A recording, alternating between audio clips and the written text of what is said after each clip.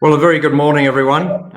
Welcome to this investor webinar with Legacy Minerals, ASX ticker LGM, and thanks for your time this morning. It's great to have everyone join us.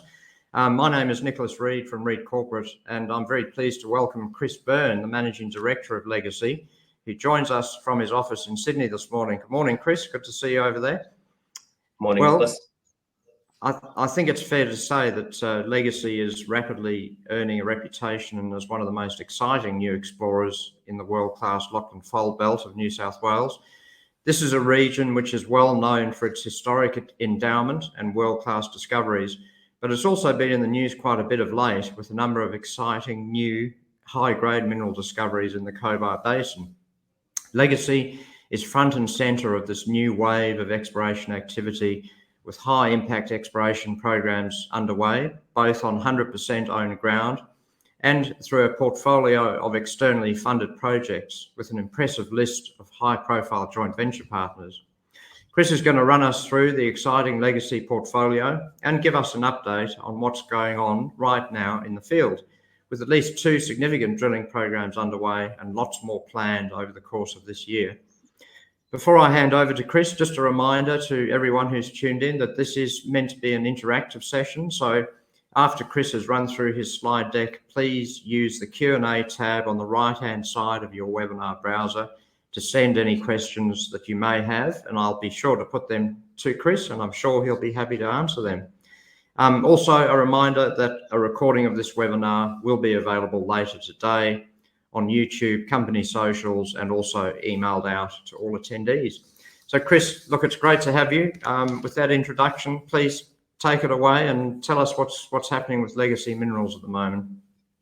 Yeah, thanks, Nicholas. It's certainly a very exciting time for the company at the moment. As Nick mentioned, we're drilling at Ballura. We've just completed a campaign at Black Range and waiting for the assays.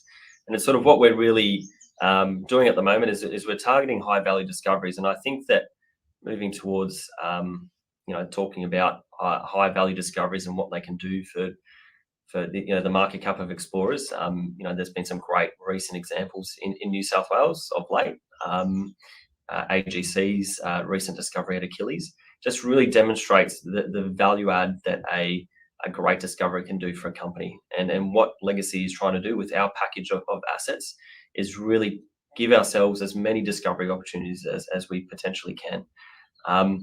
We are, as was mentioned by Nicholas, we're based in the Lachlan Fold Belt of New South Wales, as well as up at Drake in the New England. And we really see a huge opportunity in New South Wales. It's been a jurisdiction that's received relatively little investment compared to some of the other jurisdictions in Australia, like WA.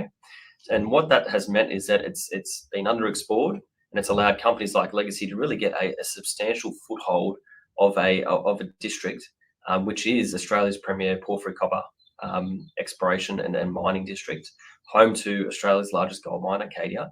And I think that the market is slowly starting to wake up to the value in the Lachlan Fold Belt of New South Wales. The majors have been out there. There's been some pretty significant transactions that have occurred between Cadia, North Parks with Evolution, Cadia with Newcrest and Newmont, and out at Cobar with the Minerals acquisition, as well as some significant joint ventures in the greenfields exploration space. And that's where we're predominantly focused. But we're talking about $210 million worth of joint ventures in the last 12 months alone. So that really puts it as a global hotspot for greenfields investment. And if you want to look at where to put your money and where, I guess, good reputable companies are investing their cash, it's in greenfields exploration in New South Wales. So our drilling campaigns in 2024, we've finished Black Range, announced that a couple of weeks ago, and I'll run through some more detail around what we intercepted there, and answer some of the questions that people have asked around drilling visuals and present some of that in this presentation. We've just commenced or underway drilling at Ballura. So Ballura and Black Range are 2 large low sulfidation epithermals, and then we'll be looking to have Fontenoy drilled under a strategic alliance with Earth AI, and Glen Logan, a porphyry copper target that'll get drilled under a joint venture with S2 Resources. So There are 4 high-impact share price catalysts over the next couple months. And then in the background, we've got this drill targeting that goes on in the portfolio. And so this brings a pipeline of high conviction generative targets to the front. And then we gradually will be testing those as well as exploring for new opportunities in the Lachlan Fold Belt as well. So just a brief company overview. Our share price as of yesterday was around 25 cents, and we've seen a bit of a tick up recently, and a lot of that comes, from the excitement that recent AGC discovery has put into the market, but also we think an appreciation that there's some significant partnerships that we've signed, and we've got a significant opportunity over the next couple of months for our shareholders in terms of the discovery, targets and the drilling that we've got underway. Tight capital structure, 105 million shares, no debt. We've seen recently as well quite a significant increase in liquidity in the stock as well as a large sort of growth in shareholders. Our cash at 31 March was 3.2 million, and we are sort of expecting to sort of close the end of the quarter pretty close to that figure as well. And again, that's due to a function of our joint venture partnerships and the way they operate in our portfolio. Just briefly on the board and management, our executive team includes Tom, myself, and we're Tom being the exploration manager and executive director, and myself as the CEO and managing director. And then we've got our board, Dr. David Carlin, Matthew Wall, and Douglas Menzies. They bring significant expertise to the team. And I will sort of highlight Doug and Tom as their technical geologists on the board. I'm an engineer by background. Significant experience in the epithermal porphyry space, which is what we're targeting, in New South Wales at the moment. So what's the value proposition for Legacy, and what sort of makes us different from a lot of the other, explorers out there? Is we're actively drilling multiple projects at once, and that comes through a function of our 100% owned projects being developed, as well as these joint ventures that we have. So that's unusual. Most juniors normally have a flagship project that they develop and take forward. We like to see as many darts being thrown on the dartboard as once to give our shareholders as many discovery opportunities as possible. Our 500% owned projects, they give our shareholders direct upside. We're fully funded for our exploration programs on those, and that's come from a placement that we did at the start of the year, an entitlement offer. And then our joint venture projects, we see these as 2 really significant value adds to our portfolio, and really help sort of, underpin a base investment case in Legacy Minerals, in that they allow for aggressive exploration, targeting these world-class deposits. Importantly, on both joint ventures, there's an optionality for us to retain 20% ownership at the back end of the joint venture, and a finance pathway to mining.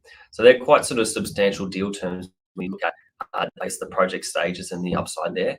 And retaining a 20% ownership at the end of the joint venture is a substantial amount that often you see joint ventures revert to a 1% or 2% royalty. So it gives substantial ownership for our shareholders. So what that sort of hybrid discovery approach gives us is that direct upside through our self-funded exploration. We're able to minimise dilution and financing risk with that partnership funding. So that totals around 25 million in joint venture and strategic alliance funding. And again, multiple projects means multiple chances of success with those 4 key projects getting drilled in 2024. In terms of joint ventures and what they can mean for juniors, and why we think it's a valid case to not only invest in Legacy for its 100% owned projects, but for its minority stakes in these joint venture partnerships. And a great example in the market, and there are several out there, about where a junior position with a major has resulted in some pretty significant returns for shareholders. And Greatland Gold is a very, very great, well-known Australian case of that. A partnership with Newcrest that saw they have a year on discovery and a period of aggressive exploration on that project that really pushed the, in AU terms, the market cap of Greatland Gold from 100 mil to 1.7 billion in sort of a 2 or 3 year period. So that's just based off a 30% ownership of a minority stake in what is probably considered to be a tier 1, tier 2 type deposit. Importantly, the difference that we see in our projects, and I guess what we're looking for when we enter into joint ventures, is that the upfront amount needs to reflect the effort that it's going to take to make the discovery and prove the concept that you've got potentially what we're looking for with both Newcrest and S2 resources, a tier 1 porphyry or a tier 1 epithermal system. And our 15 mil and 6 mil, we see that funding get us there. What happens at the back end is we can then elect for both Newmont and S2 resources to take their ownership to 80%, and then they will finance Legacy's 20% ownership through to production. So that's a significant point of difference when you look at what happens to a lot of other companies when they reach that financing stage, the Lassonde curve and the subsequent orphan period that they sort of enter. We have the optionality of not having to go to the market to raise equity or raise debt, as has been the case with Greatland, a good example on that front. And it just gives our shareholders, again, that loan carried to production with repayments out of operational revenue. So we really see a loan, all it takes is one of those projects alone can really underpin a significant movement in the market cap of Legacy. So covering at the start of the presentation as well, just because there is a lot going on. And again, we don't run a single flagship project. We run these discovery catalysts and these exploration fronts. But June, we're expecting to release some work from programs that we've been doing out at Cobar that involve field work and drill targeting, as well as Black Range ASTA data and interpretation. So we did the ASTA quite successfully at Ballura about 18 months ago. And with the recent drilling and interpretation of the system that we've got down there, we're expecting to be able to put out a very large level interpretation of what is a relatively underexplored, understood new epithermal district at Black Range. In July, we expect to present an update on the Drake project, which we recently acquired from White Rock Resources, as well as assays for Black Range, the completion of diamond drilling at Ballura. The planned drilling at Fontenoy should commence. That's targeting a magmatic nickel copper PG discovery that was made earlier this year. Then in August, we're expecting those assays to come back from the diamond drilling at Ballura. And then September onwards, we're expecting drilling at Glen Logan and Fontenoy and those assays to come in subsequent to those activities. The Glen Logan and Fontenoy drill campaigns will be managed by S2 Resources and Earth AI separately, and Legacy, we're managing the Ballura and the Black Range, drilling and results. So onto Black Range. So Black Range sits in central New South Wales, close to Yass, and it's a very large tenement. We're talking 905 square kilometres of licence. It's the same aged Silurian Devonian system that we're exploring at Ballura with Newmont, but the strike and the extent of the volcanics is significantly larger at Black Range. We really like it because it's been significantly underexplored. We're the first company on the ground there in 30 years since Newcrest walked off at Sugarbag Hill back in 1992. And we see that as a really significant opportunity for us to bring new geophysical techniques, new geochemistry, new interpretations, and importantly, diamond drilling to the project, which hasn't been done before. So it's compelling because we've identified sinter lithology across the project area. So it's very much following in the footsteps of Ballura, which we identified that around 12 months ago as well. That was the first recognition of sinter lithology in petrography on those two projects. They're 65 kilometres from each other with clear parallels between the two systems. And Newcrest dated the Sugarbag Hill mineralisation to be the same age as the mineralisation that's occurred at Ballura. As I said, upcoming news flow on that is the assays pending from recent diamond drilling. So this is the diamond drilling and what we were targeting there. A very high conviction gold in soil anomaly, 2.2 kilometres long, up to 296 ppb gold, within a larger 3.5 by 1.2 kilometre pathfinder zone. And the image that you see on the right there shows two of the drill holes going through some of the better golden soils at surface, and that pseudo section is historical IP that was done by Newcrest. And you can see a Newcrest drill hole on there that intersected some grades, but from our interpretation of these feeder zone targets, they didn't intercept what we believe to be the drivers and of the high grade gold mineralization that we're seeing at surface.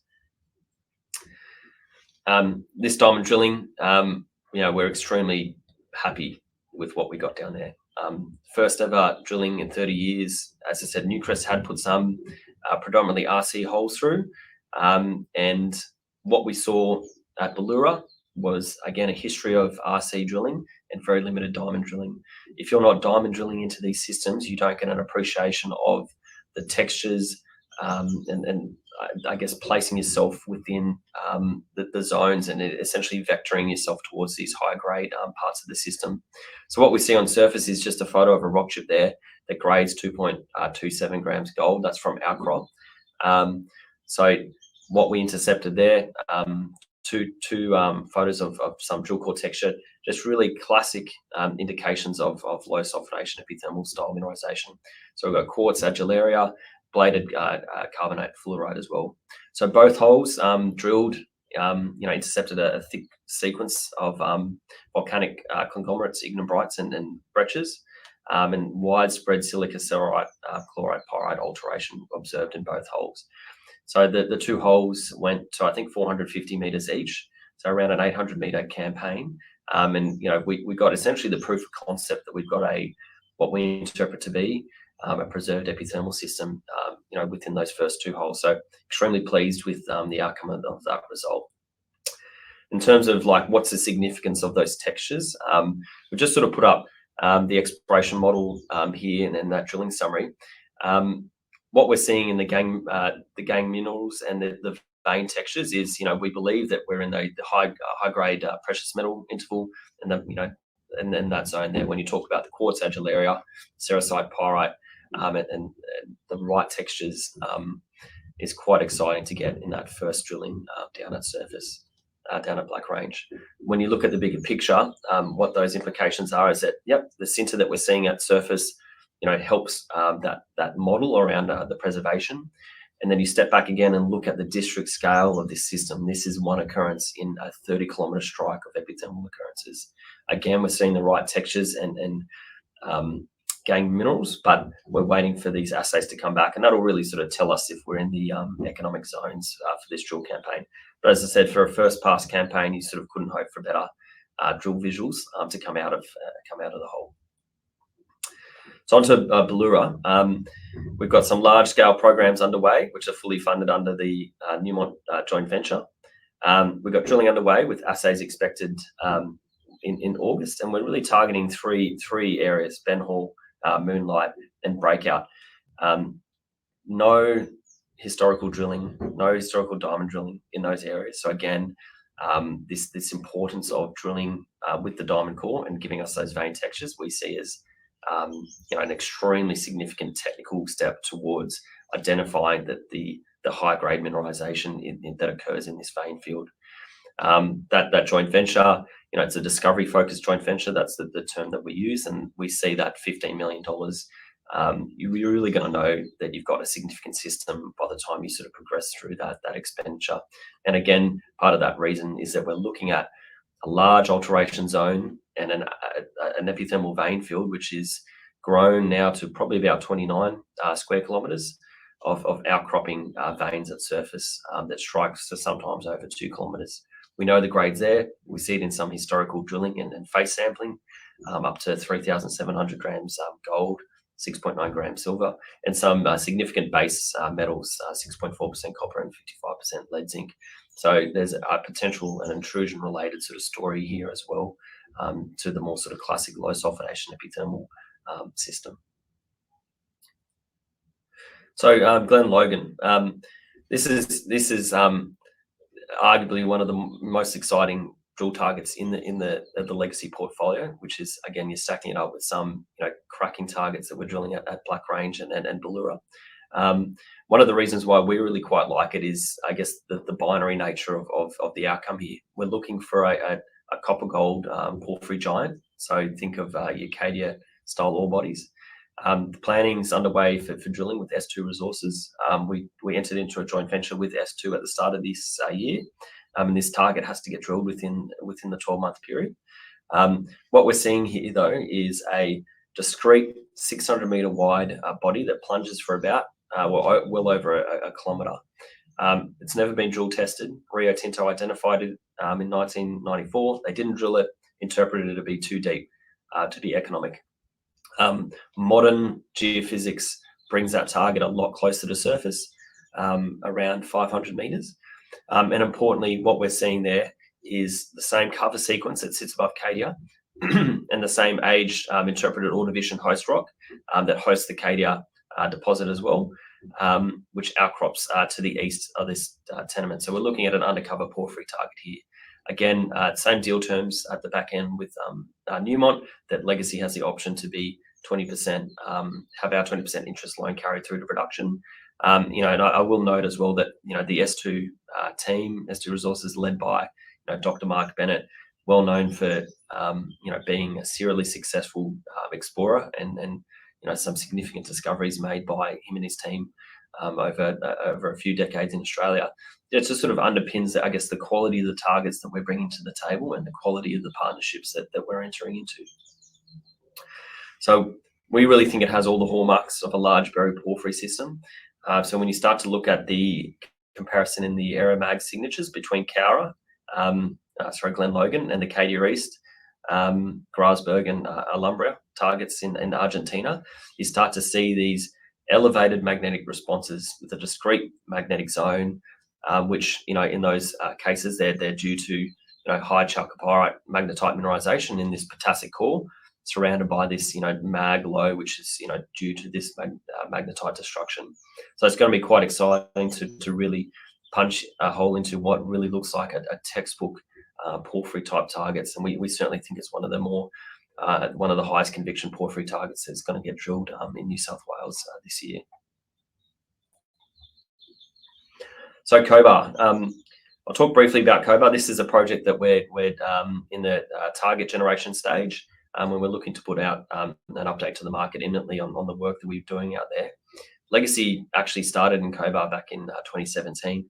And we really shifted our focus, I guess, over the years towards these low sulfidation epithermals and our other projects in our portfolio. But while they've been able to progress along, we've slowly been doing work in the background on this project. And the reason why is it sits in a fantastic position in Cobar. So we're talking right in the heart of the prolific Cobar district, a long strike of the CSA mine, and a long strike of the Peak Gold Mine corridor.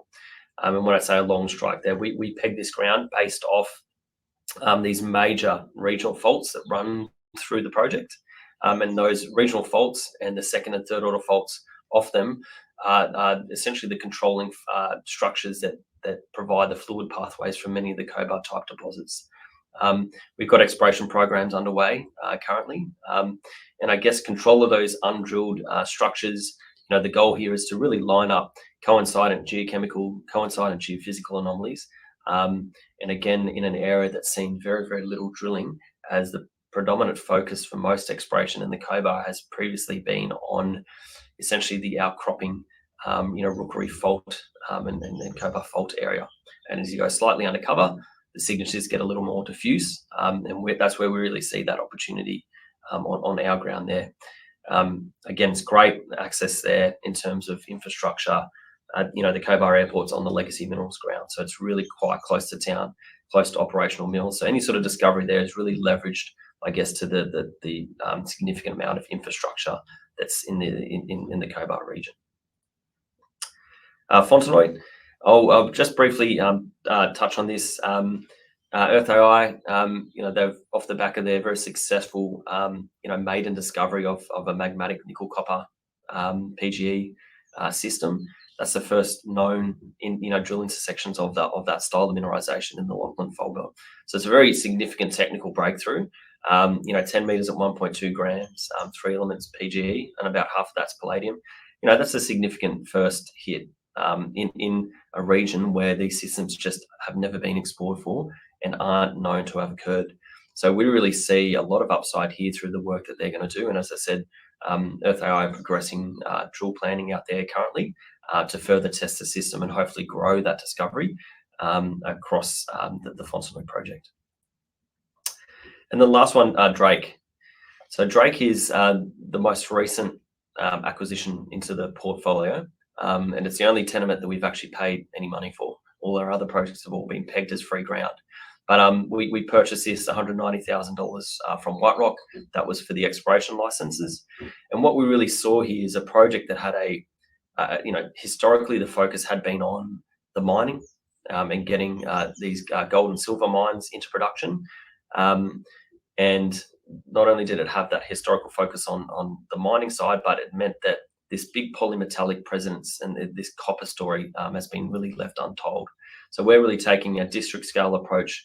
We're focused on the exploration licenses in the area, but what we know from the work done previously that there's a significant resource up in the Drake Caldera, and also a substantial amount of exploration expenditure. So a significant amount of data for us to build on up there. We think it's prospective not only for epithermal style deposits, but also these porphyry copper deposits. And it's got similar features to world-class deposits such as Porphyry. So think big Pacific Rim, magmatic, calderas. And we're talking about a caldera here that's around 150 square kilometres, so quite large. So we're really excited up there because we see the high grades across the project really demonstrate the system potential there. We really came there looking at, again, the low sulfidation epithermal textures that are more classic in these systems, but I've highlighted 3 just sort of dual cores there, samples of dual core, and on that right, identified as a porphyry D vein. So what that sort of means to us is that, yes, there is a low sulfidation element to the project, but you're sitting within a system where there is a big magmatic driver somewhere, and you don't sort of get porphyry D veins, and you don't get primary copper sulfides like bornite across quite an extensive sort of area without having a driver to the system.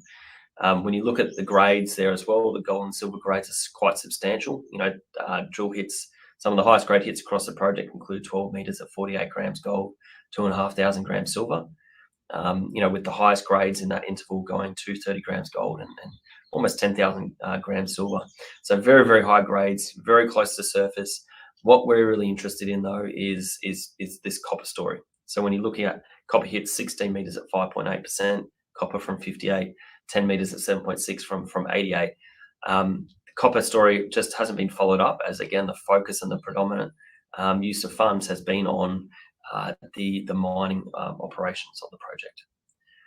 So our strategy to unlock value here, and we're very conscious as well on this project that we're probably the 5th or 6th company to really be up there since the 1970s, giving it a go.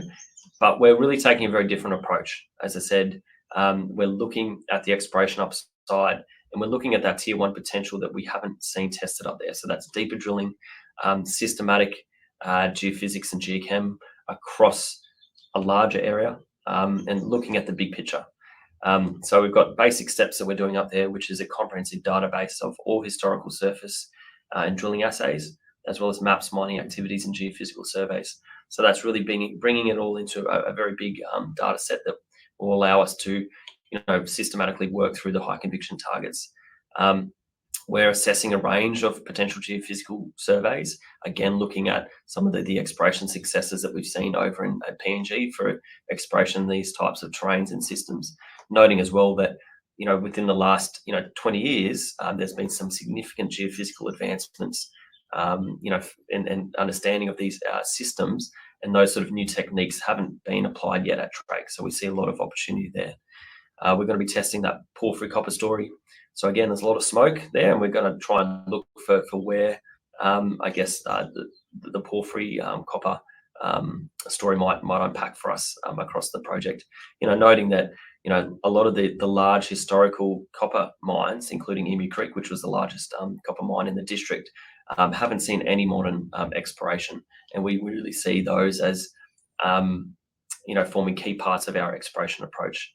In terms of those timeframes, we're expected to complete that digitisation in June, with a subsequent sort of update to the market after that, and field campaigns are underway, for target identification in Q3, Q4 of this year.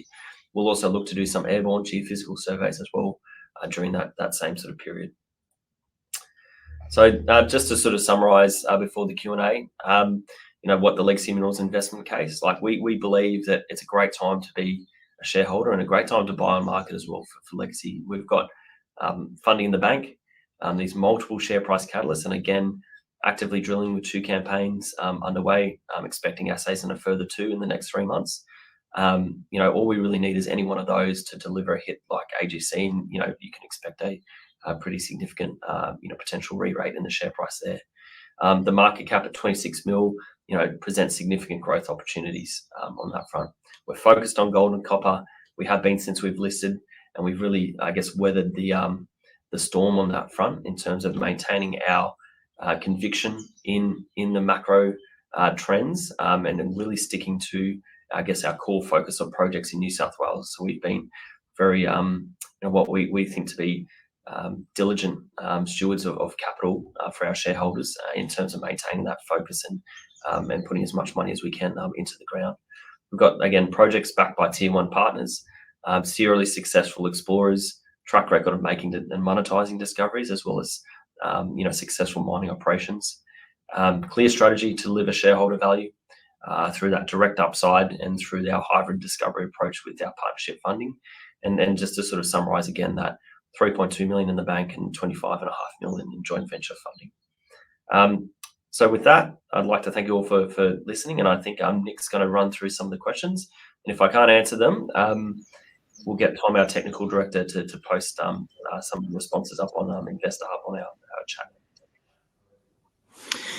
That's great. Thanks very much, Chris. That was a great run through. And yes, a reminder to everyone tuned in, please use the Q&A tab on the right-hand side of your browser and fire your questions in. We have a few already there. Chris, the very impressive depth in the portfolio for a small company and a small team. You've got a lot going on and a lot of expenditure across the portfolio. It's just with that as a bit of a lead into the first question here from an investor, maybe if you could just sort of distill it down for us, how many drill campaigns in total this year, i.e. I think the calendar 24, and when do you expect results from each of those campaigns? Yeah, so we've got 4 drill campaigns currently planned, but we're expecting to continue drilling at Ballura towards the end of the year as well. So that's sort of 5 that we can sort of confidently say. We will have the capability, and we've got the access and the funds to do follow-up campaigns at Black Range as well. And it's maybe not out of the question that we might drill Cobar too, depending on, I guess, how finally interpret some of the results out as well. But I'd definitely be saying 5 this year, 2 at Ballura, and 1 each at Glen Logan, Fontenoy. Oh, well, you can already count Fontenoy being drilled this year as well. So that sort of adds to 6 campaigns this year.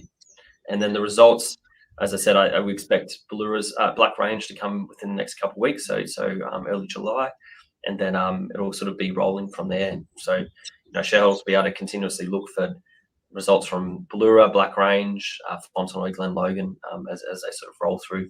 And pretty much from now to the end of the year, we almost expect to be continuously sort of drilling.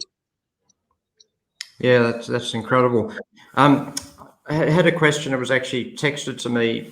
Someone just wanted to clarify. Can you explain how the joint ventures work? Do you actually operate all the exploration programs, or is it a bit of a mixture where the JV partners are hands-on and you're not? What's the breakdown? It's a bit of a mixture. So we manage it for Newmont at Ballura, S2 Resources. So Mark and Rowan manage that joint venture. So they're earning into our project, and they'll be the managers. And then at Fontenoy, that's managed by Earth AI. So it does depend on the projects. And again, it sort of does, I guess, people ask the question about there's a lot of projects, how's the resourcing and how does it get managed? Like, how do you manage to do that sort of level of work? And I guess it comes through that. We manage some, others manage it for us. Importantly, we get those discovery upside, through that sort of structure. Excellent. Next question online here. I'm going to put you on the spot. The question is, are you expecting gold copper intercepts from the Black Range diamond drill cores that we're waiting on, or will the cores be used as information for future drilling rather than potential discoveries in themselves? Yeah, I don't know. Does a slide come up that shows the Sugarbag Hill drilling? Is that changed? Yep. Yeah. No, we're pretty confident. Like it's it's hard to precisely say, just because again, when you're at a new frontier, you don't know what grades previously. But when you look at that rock chip, which is why we sort of put it up to be like, if that's grading 2.27 grams gold on surface and has no real indications, no like apparent mineralization, it looks pretty barren to the naked eye. When we're looking at that drill core and you can see the sulfides, you can see the adularia, the quartz textures, the fluorite veins. Yeah, we're pretty encouraged by it. So we're certainly, that's the first thing. And then the other way to sort of think about it is you don't get a significant, kilometer scale gold in soil anomaly unless it's come from somewhere. So if we don't get it in this campaign, this will help us, I guess, vector towards the next one. But we've drilled, I guess, the highest part, the highest gold anomalies in that sort of broader field. So we've got a reasonable amount of confidence, as I said, as much as we can sort of say, knowing that sometimes these systems can surprise you and not great. So hence why we're cautiously optimistic. Excellent, well answered. Another question here from an investor: are you looking at additional project opportunities, given your sort of hybrid model? Yeah, definitely. Yeah, we definitely are. And one of the reasons is that when we picked up Glen Logan, that was free ground November last year. So that sat vacant. Rio Tinto dropped it in 1994, sat vacant for 30 years, and we picked it up. And then 3 months later, did the joint venture with Mark Bennett. For us, New South Wales, we see as a hugely untested search space. And probably I'll broaden that to the east coast of Australia. And you've seen very active exploration and a lot of joint ventures from a lot of major miners up in Queensland as well. Goldfields, Gold Road, all really starting to hunker into the east coast of Australia, Anglo Gold. So yeah, we see a lot of opportunities out there. And again, it's critical for us that when we see those opportunities, they need to make sense for us. We're looking for tier 1 targets, and we want to be able to, I guess, add value to them. So the transaction opportunities need to really be at a price that we can add value for shareholders. Excellent, thanks, Chris. The next question here is in relation to the Drake project. The question is the earliest possible drill testing Q1, Q2 of 2025? Yeah, the Drake's a hard one. Because it's such a large mineralized area. So when you're talking about a caldera structure that you drive from, and I'll jump to the slides just to sort of demonstrate how just widespread the grades and mineralization are. What we want to do there is not jump in. There's certainly targets there that present immediate drill ready opportunities, but we don't want to fall into a trap in terms of rushing into drill testing a target without really assessing the overall prospectivity. Some of those hits there, 8 meters at 16 grams gold, from 52 meters, that ended in about 8 grams gold, and that would sit several kilometers away from the 12 meters at 48. So you're talking about a very, very large area, and we want to make sure that we're not going to fall into the same trap that a lot of other companies have fallen into. We want to take a very large systematic approach to it, hence why we probably won't be drilling it this year, and as most likely early next year. I think it's probably likely. I mean, that could change. We certainly don't rule anything out, and we've working through securing the land access. We've established the base of operations up there, so we've got a core shed, core yard. That's all set up, so we certainly do have that capability to accelerate it should we want to. Thanks, Chris. Next question here is in relation to your sort of capital management strategy. Now, I believe you did raise some money earlier this year. The question is, what scenario or scenarios would trigger a cap raise for Legacy, given that you've got a healthy 3.2 million to drill Black Range, Drake, and potentially Cobar. But is that enough? And I suppose the obvious scenario would be if you make a big discovery somewhere.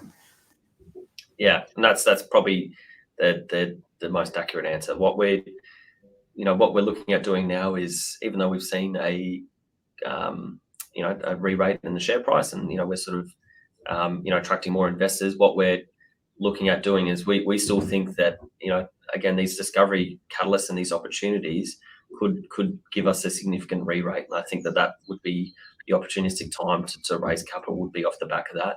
So as I said, we've got these 4 campaigns that are getting drilled and underway. So it's 3.2 million, again, based off those joint venture and that hybrid discovery models, certainly enough sort of cash and bank to progress us through those discovery opportunities. Thanks, Chris. There's a question here in relation to your JV with Newmont. The question is that, well, the comment is that Newmont have been divesting some assets following their Newcrest takeover. Where are you at with your JV? I think they did renew recently, or committed to another term, as I recall. But what's the status of that, and sort of where does it sit in the Newmont, I suppose, exploration pecking order? Yeah, that's a really good question. Newmont are rationalising assets. We've seen that. And Havieron with Greatland is sort of a great example there of they're aggressively targeting tier 1 deposits. So I'm not sure what the total ounces is at Havieron at the moment. 3.4 million or something was the last I think I put up in the slide. But as Newmont have gotten bigger, certainly the bar gets higher. What we really see, and we're very fortunate, is that we're a Newmont joint venture, not a Newcrest. So we're not an inherited project. That's Bluer is a project that the Newmont team selected, and brought into the portfolio. And it does, to put it in the context of the deal flow with Newmont in Australia, there's only been 2 transactions in terms of 2 new projects in the last 3 years, which is us and Newcrest.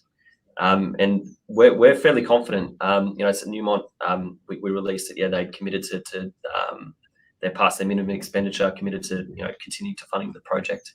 So we haven't incorporated a joint venture yet on the project, but we're fairly confident that when you're looking at the bar, or when Newmont look at a project, and we look at it too, is like, is this still a tier 1 project? Does the geological evidence demonstrate to us the scale, the potential, in an epithermal case, the preservation to be a tier 1 deposit? And Ballura is a very early stage project in that global portfolio.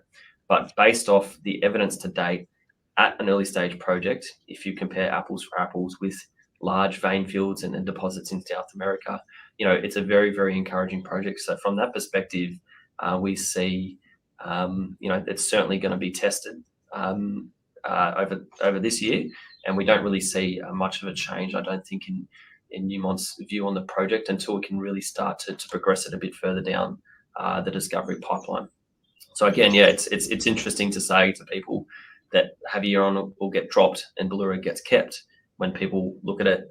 And I guess a retail shareholder might not quite grasp that, but when you're looking at, I guess, geology and that sort of geological evidence, it can often, it's sort of strange to say that Ballura still, in our mind as well, Legacy's opinion, has a 5 million ounce potential. And we do see these systems in New South Wales at Cow, 15 million ounce. That's an epithermal carbonate base metal project. So they're there, they exist. So we're pretty confident in that discovery story down there in our partnership with Newmont, which has been great today. Fantastic, Chris. Well, look, I think we've dealt with everything. I'll just quickly check the question queue. No, we've got one more that's just popped up, and it's a great one to finish on. Where do you see the company in 5 years' time? Yeah, well, I mean, it's we want multiple discoveries under our belt. We're looking to make those discoveries. So we're, that's, I guess, the foundational aspect of the business. Monetize those discoveries, whether that be through, an appreciation in the market cap or through good corporate transactions. And again, when we talk about, didn't probably answer those corporate transactions, also look at divesting assets as well. We've done that before in the portfolio if it doesn't quite fit. But I think in 5 years' time, we'd really like to see a substantial exploration company in Legacy Minerals we're already building a package of great assets in New South Wales, and we just look to grow on that, make those discoveries, build that market cap, and continue to sort of, I guess, deliver, great targets to be tested. Fantastic. Thanks, Chris. Well, we know you've got a lot going on. It's a great story. You've got lots of catalysts, lots of drilling, lots of activity, which is really the lifeblood of an exploration company. And we know that we're going to see you at the RS Gold Coast conference in early September. So we certainly hope that we're going to get some pretty interesting updates on a few of those projects by then. But Chris, look, thanks for your time this morning, and thank you very much to everyone who tuned in and sent questions in. We will, as I mentioned at the outset, release a recording of this a little later today on socials and, of course, through the website and YouTube. But Chris, look, thank you for your time this morning. It's a great story. It's definitely a story to watch. Legacy Minerals, a very active explorer with a diversified portfolio and quite a unique investment proposition in the junior resources space. So look, thank you for your time this morning, and we look forward to following the progress of Legacy and staying in touch with the story over the coming weeks and months. Thank you very much. Have a great day. Thanks. Thank you, everyone.